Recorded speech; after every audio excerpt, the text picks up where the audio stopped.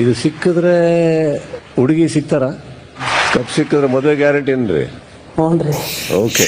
S, ಇವಾಗ ನೀವು video ಏನು ನೋಡಿದ್ರೋ, ಕಿಚ್ಚ ಸುದೀಪ್ ಅವರು ಹನುಮಂತು ಅವ್ರಿಗೆ ಏನು ಹೇಳಿದ್ರೋ, ಇದು ಈ ವಾರದ ಹೈಲೈಟೆಡ್ ವಿಡಿಯೋ. ಯಾಕೆ ಗುರು ಅಂತ ನೀವು ಕೇಳ್ಬೋದು. ಯಾಕೆಂದರೆ ಒಬ್ಬ ಹಳ್ಳಿಯ ಹುಡುಗ ಈ ಒಂದು ಟ್ರೋಫಿಯನ್ನು ಗೆದ್ದು ಅವರ ಅತ್ತೆ ಮನೆಯ ಮುಂದೆ ತೆಗೆದುಕೊಂಡು ಹೋಗ್ತೀನಿ ಅಂತ ಹೇಳ್ತಾನೆ ಹನುಮಂತು. ಒಂದು ಸಾರಿ ಹೇಳಿಕೆಯನ್ನು ಕೊಟ್ಟಿರ್ತಾನೆ ಈ ವಾರದಲ್ಲಿ. ಆ್ಯಕ್ಚುಲಿ ಕಿಚ್ಚ ಸುದೀಪ್ ಅವರು ನೀವು ನೋಡಿರ್ಬೋದು, ಇವತ್ತು ಟ್ರೋಫಿಯನ್ನು ಅನಾವರಣ ಮಾಡ್ತಾರೆ.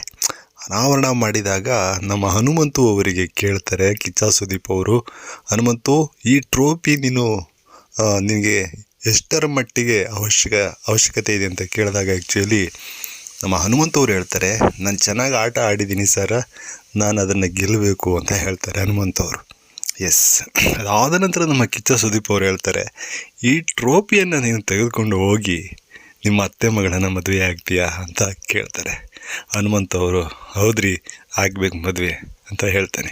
ಅಂದರೆ ಇಲ್ಲಿ ಹನುಮಂತು ಅವರಿಗೆ ಆ್ಯಕ್ಚುಲಿ ಹೆಣ್ಣನ್ನು ಕೊಡೋಕ್ಕೆ ಹಿಂದೆ ಮುಂದೆ ನೋಡ್ತಾ ಇದ್ದಾರೆ ಅಂತ ಇಲ್ಲಿ ಹನುಮಂತು ಅವರೇ ಗೊತ್ತಿಲ್ಲದೇನೋ ಹೇಳ್ಕೊಳ್ತಾ ಇದ್ದಾರೆ. ಹಾಗೆ ಈ ಒಂದು ಟ್ರೋಫಿಯನ್ನು ಗೆದ್ದರೆ ಅದ್ರ ಜೊತೆಗೆ 50 ಲಕ್ಷ ಬರುತ್ತೆ.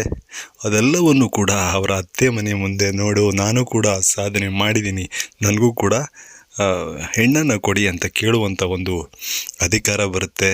ಅತ್ತೆ ಮನೆ ಮುಂದೆನೇ ಹೋಗ್ತೀನಿ ಅನ್ನುವಂಥ ಹನುಮಂತನ ಆ ಒಂದು ಅದ್ಭುತವಾದ ಹೇಳಿಕೆ ಇದೆಯಲ್ವಾ, ಆ್ಯಕ್ಚುಲಿ ಕಿಚ್ಚ ಸುದೀಪ್ ಅವರ ಬಾಯಲ್ಲಿ ಅದು ಕೇಳೋಕ್ಕೆ ತುಂಬ ಚೆನ್ನಾಗಿತ್ತು. ಯಾಕೆಂದರೆ ಕೋಟ್ಯಾಧಿಪತಿ ಅಂತಲೇ ಹೇಳ್ಬೋದು ನಮ್ಮ ಕಿಚ್ಚ ಸುದೀಪ್ ಅವರು.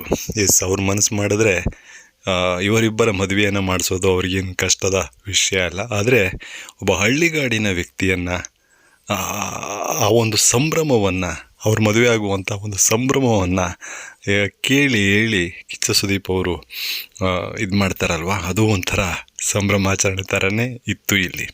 ಎಸ್, ಅಂದರೆ ಇಲ್ಲಿ ಕಿಚ್ಚ ಸುದೀಪ್ ಅವರು ಆ್ಯಕ್ಚುಲಿ ಈಗಾಗಲೇ ಒಂದು ಕ್ಲೂವನ್ನು ಕೂಡ ಬಿಟ್ಕೊಟ್ಬಿಟ್ಟಂಗೆ ಇತ್ತು. ಏಕೆಂದರೆ ಹನುಮಂತು ಅವರು ಈಗಾಗಲೇ ಪೆನಾಲೆ ಟಿಕೆಟನ್ನು ತೆಗೆದುಕೊಂಡಿರ್ತಕ್ಕಂಥ ಮೊದಲಿಗ. ಹಾಗಾಗಿ ನೀನು ಇದನ್ನು ಗೆಲ್ತೀಯಪ್ಪ ಅನ್ನೋ ರೀತಿ ನಮ್ಮ ಕಿಚ್ಚ ಸುದೀಪ್ ಅವರು ಹನುಮಂತ ಅವರಿಗೆ ಹೇಳ್ತಾಯಿದ್ರು. ಒಂದು ಕ್ಲೂ ಕೂಡ ಅದು ಜನಗಳಿಗೆ, ಎಸ್, ಹನುಮಂತನ ನೀವು ಗೆಲ್ಲಿಸ್ಬೇಕು, ಓಟ್ ಹಾಕಿ, ಹನುಮಂತ ನೀನು ಗೆಲ್ತೀಯಾ ಅನ್ನುವಂಥ ಒಂದು ಕ್ಲೂವನ್ನು ಬಿಟ್ಕೊಟ್ಟಂಗೆ ಇವತ್ತು ಇತ್ತು. ಎಸ್, ಇದೆಲ್ಲವನ್ನು ಕೂಡ ನೋಡಿದಾಗ, ಈ ಒಂದು ರೋಮಾಂಚನಕಾರಿಯನ್ನು ನೋಡಿದಾಗ ನಿಮಗೆಲ್ಲ ಏನು ಅನಿಸುತ್ತೋ ಕಮೆಂಟ್ ಮಾಡಿ.